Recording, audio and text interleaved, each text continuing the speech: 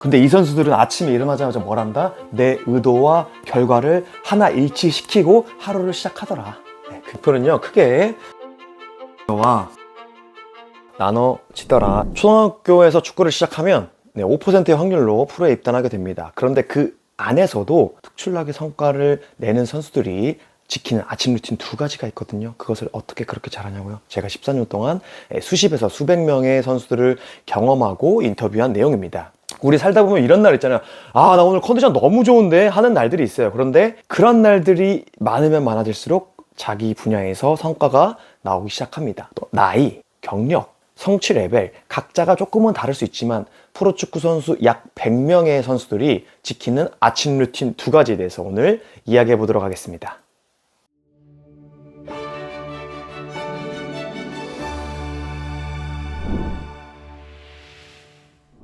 선수들이 지키는 아침 루틴 첫 번째입니다. 그것이 뭐냐면 이불 정리. 이 선수들은 아침에 일어나서 이불을 정리합니다. 그리고 나서 뭐 창문 여는 사람, 스트레칭 하는 사람 굉장히 여러 가지가 있겠지만 공통적으로 하는 것보다 이불 정리. 그런데 이게 단순히 어떤 뭐 깔끔한 성격, 정리정돈하는 습관 이런 단순한 개념은 아니고 과학적 근거와 철학적 근거들이 굉장히 많은 좋은 습관 중에 하나예요. 대표적으로 회복 탄력성의 저자 김주환 교수님은 말씀하십니다. 작은 성공이라 할지라도 그 성공은 인간으로 하여금 성취감을 불러온다. 그리고 그 성취감으로 인해 자기 가치관, 자존감이 향상될 수 있다. 또한 인간은 본인의 의도와 결과값에 대한 괴리감을 인정해야 된다 라고 말씀하세요. 내 의도와 결과에 대한 괴리감? 이게 뭔 말이지? 한번 쉽게 설명해 보겠습니다. 내가 지나가는 사람을 웃기려고 내가 춤을 춘다고 가정을 해볼게요. 내가 춤을 추는 거는 의도예요. 그리고 그 사람이 웃는 거는 결과지. 근데 내가 춤을 춘다고 해서 그 사람이 웃을지 안 웃을지 모르죠, 당연히. 그게 결과에 대한 괴리감이에요. 내가 골을 넣기 위해서 슈팅을 때렸어. 그런데 그 슈팅이 꼭 골로 들어가나요? 내 의도는 골이지만 골이 들어갈 수도 있고 안 들어갈 수도 있는 거예요. 내 의도와 결과값은 항상 괴리감이 있는 겁니다. 그런데 이러한 것을 인정하지 못하는 사람은 어떻게 되냐? 그 괴리감이 나의 노력 부족이라거나 주변의 환경 탓이라거나 아니면 사람 탓이거나 이런 상황이 발생되거든요. 그렇게 본인의 결과에 대해서 정확하게 인지를 못하게 되면 본인 성취감도 떨어지고 자기 가치감도 떨어지고 자기 자존감도 떨어지면서 악순환의 반복이 되는 겁니다. 내가 무언가를 이룰 수 있는 유일한 방법이 뭐라고? 내 의도와 결과에 대한 괴리감을 인정하는 것, 그것이 내가 어떤 것을 이루기 위한 유일한 방법인 거예요. 왜 그러죠? 실패할 거거든, 어차피. 세상은 내 의도대로 되는 것보다 안 되는 게 훨씬 많거든. 그러면 시도하고 또 시도해야 되거든.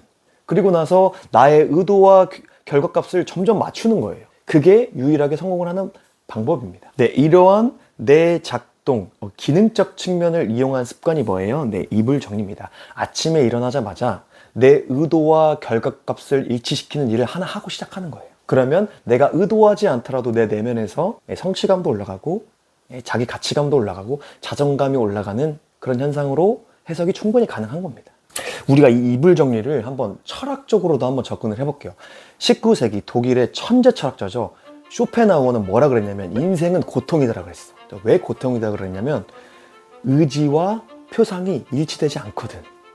여기서 쇼펜하우어가 얘기하는 의지는 무엇이냐면 어떤 우리가 흔히 생각하는 어떤 의지, 의도, 노력, 진념 뭐 이런 개념이 아니라 그냥 우주로서의 그 자체. 그냥 동식물 태어나고 뭐 박테리아 태어나고 뭐 물질, 반물질이 있고 뭐 엔트로피 해가지고 우주 팽창 이런 모든 그냥 우주의 그냥 섭리. 인간이 태어난 거 그냥 우주의 섭리야. 동식물 태어난 거 그냥 우주의 섭리야. 그거 자체가 그냥 우주의 섭리다. 그거를 의지라고 얘기합니다. 그럼 표상은 뭐냐면 그 세상, 그 우주를 인간의 감각기관으로 느끼는 것 그 자체가 표상이에요. 우리가 흔히 인간은 오감으로 세상을 느낀다고 생각하지만 내부 감각, 고유 감각까지 해서 총 7감으로 세상을 느끼거든요. 인간이 세상을 느끼는 원인이자 결과가 표상이에요. 그런데 그 표상이 인간으로 하여금 3가지 욕구를 만들어. 그거를 주장을 합니다. 그게 뭐냐면 생존, 번식, 재미추구예요. 그리고 이 3가지 욕구를 충족시킬 수 없기 때문에 영원히 충족시킬 수 없기 때문에 인간이 고통스러운 거예요. 생존, 우리가 영원히 살 수 없잖아요. 고통스러운 거야. 번식, 우리가 무한대로 자손을 늘릴 수 있어요. 지금 현대사회에서 어떻게 큰일 날 소리예요. 큰일 날 소리. 재미추구, 우리가 어떤 쾌락을 계속 추구하게 되면 결국 손대는 게 뭐예요? 마약이죠.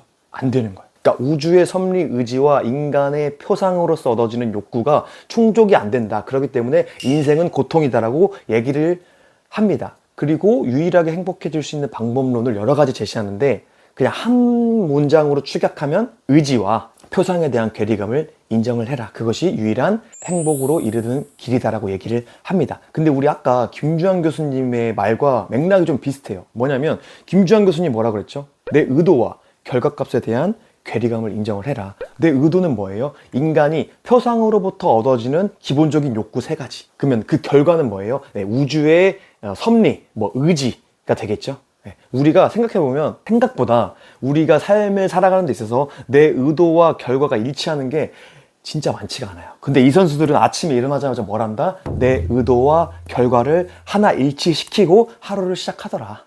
그게 뭐다? 네, 이불 정리. 선수들이 지키는 2번째 아침 루틴은 뭐냐면요, 바로 목표 시각화입니다. 이 선수들은 아침에 일어나서 자신의 목표를 시각화해요. 목표에 대한 중요성은 정말 많은 연구 결과가 많기 때문에 제가 굳이 설명하지 않을게요.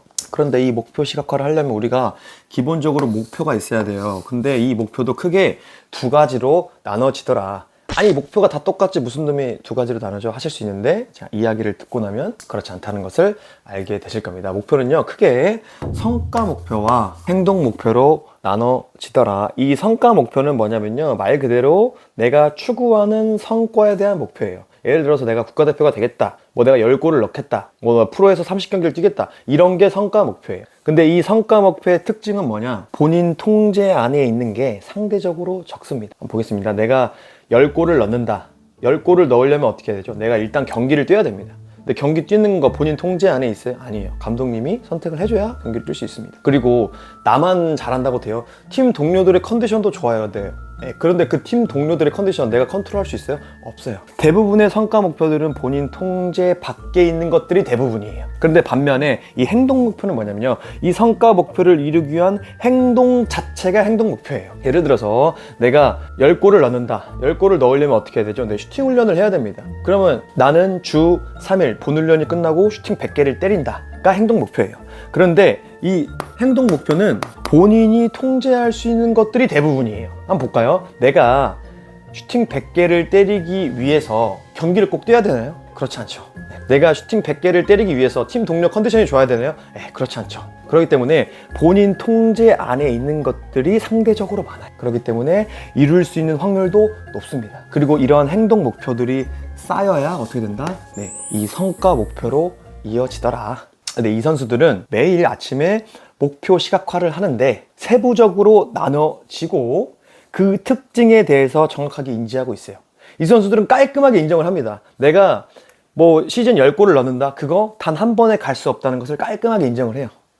그 괴리감을 인정을 하는 겁니다. 그리고 나서 차근차근 작은 성공들을 모아가는 거예요. 간단하게 정리해서 이 선수들은 아침에 일어나서 목표 시각화를 하는데, 목표는 크게 성과 목표와 행동 목표로 나눠지더라 로 정리하도록 하겠습니다. 제가 K리그 선수들을 상대적으로 평범하다고 말씀드리는데 사실은 그렇지가 않아요. 한 분야에서 굉장히 두각을 나타낸 사람들만 모인 데가 K리그예요. 그런데 그 속에서도 성과 레벨이 달라지거든요. 근데 어떠한 이유로 성과가 달라지는지에 대해서 정확히 개념화 시킬 수 있는 요소는 사실 없다고 보시면 됩니다. 하지만 큰 틀로 봤을 때, 큰 맥락으로 봤을 때 이것만은 명확해요. 성과를 내거나 안정적으로 프로 생활을 하는 선수들은 본인 통제 안에 있는 것과 없는 것을 완벽하게 구분합니다. 그것을 완벽하게 인지하고 있어요. 99%가 그렇게 하고 있어요. 본인 통제 안에 있는 것에 본인의 주의를 집중을 하고, 그렇지 않은 것은 깔끔하게 인정하고 보내줍니다. 근데 이러한 통찰이 아까도 얘기했듯이 어떤 과학적 근거나 철학적 해석으로도 충분히 가능을 하죠. 뇌과학으로 한번 해석해 볼까요?